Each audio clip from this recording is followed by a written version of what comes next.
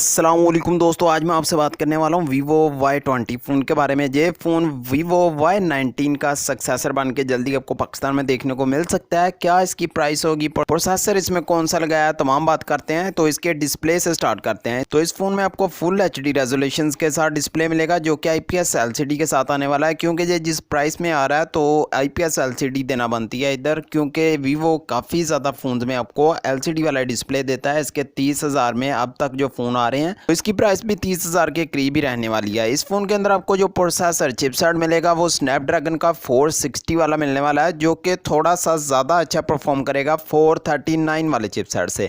लेकिन इसकी परफॉर्मेंस आपको स्नैपड्रैगन के 665 से कम देखने को मिलेगी। तो एक तरह का जो मिड रेंज में फ़ोन आने वाला है, हो सकता है इसकी प्राइस आपको 20,000 के करीब देखने को मिल जाए।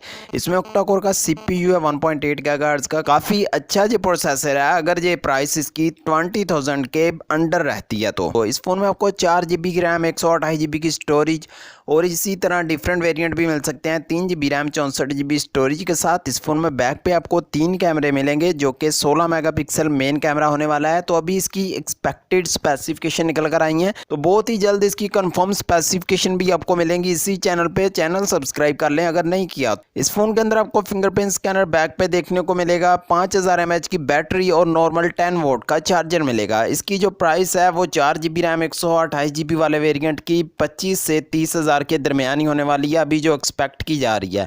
तो जैसे ये पाकिस्तान में कंफर्म होगा तो आपको डेडिकेटेड वीडियो ज़रूर मिलेगी। तो फ़ोन अगर ये 20,000 के आसपास होता है ना, 22,000 तक ठीक रहेगा। अगर ये 4GB 128GB वाला वेरिएंट देते हैं तो जो प्रोसेसर है वो इतना अच्छा भी नहीं है, थोड़ा पुराना हो चुका है ये प्रोसेसर भी, जिसके आपको Geekbench स्कोर 250 के करीब मिलते हैं सिंगल कोर में, और मल्टी स्कोर कोई 1200 से 1300 के दरमियान आते हैं।